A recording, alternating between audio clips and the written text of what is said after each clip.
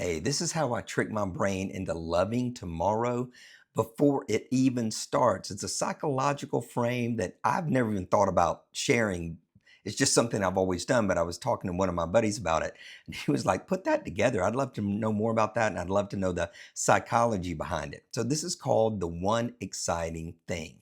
Every night at bedtime, I think about one thing I'm really excited about the next day. It could be a workout, could be a cup of coffee, could be a book I'm reading, could be a work project. It really doesn't matter what it is, but it's something that I'm really looking forward to and I'm really excited about getting up the next day and doing. And one of the reasons that I have amazing days and great days is because I'm not measuring life by everything. I'm measuring it by one thing.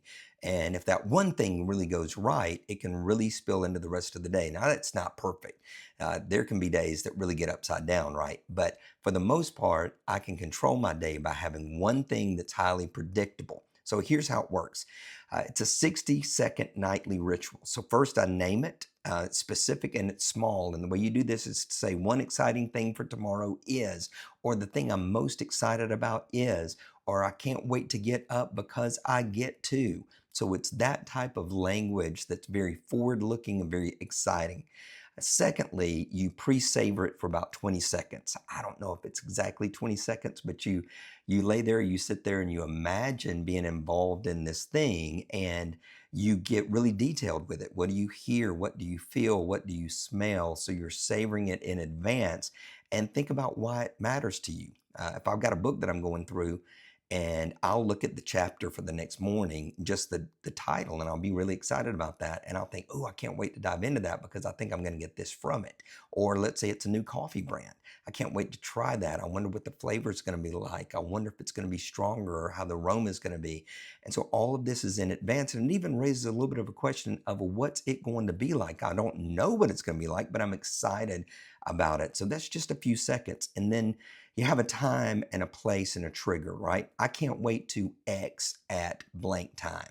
I can't wait to get up and read that book at 4 a.m., 5 a.m., 6 a.m. I can't wait for that cup of coffee at 7 a.m. And some of you that set timers, that could be something that is done immediately and is waiting on you in the morning. And then a morning amplifier, just about 30 seconds right when you wake up, you rename it, you say it again out loud, you feel it right when you wake up. So I might wake up and go, oh, I can't wait to go do that workout. Oh, I can't wait to grab that book. Oh, yeah, I know I'm supposed to wait till work to start on that project, but I've got an idea right now that I'm going to go ahead and jump on it so that I get that piece done before anything else interrupts. So that's really the process. So if you want to drop off the video now, that's what you do. If you want the psychology behind it, it's a good bit, but if you're interested in why it works, here you go.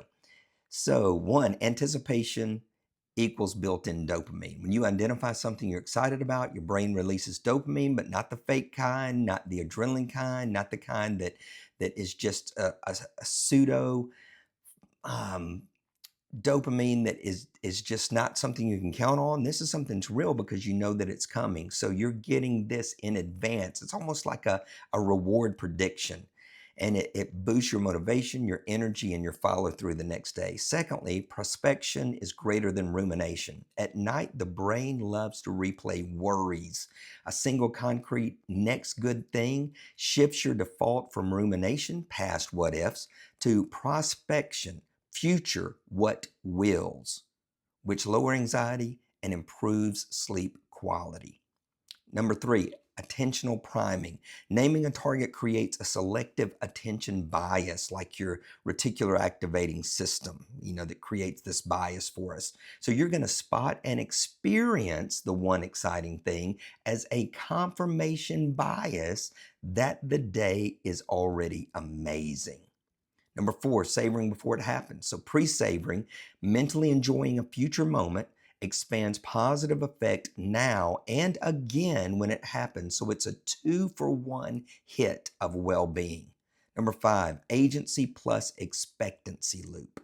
Choosing the thing increases perceived control, and I can shape tomorrow, which raises expectancy of success, one of the strongest drivers of actual behavior. Number 6, broaden and build effect. Positive emotion broadens cognition, more creativity, more flexibility, and builds resources, confidence, and relationships.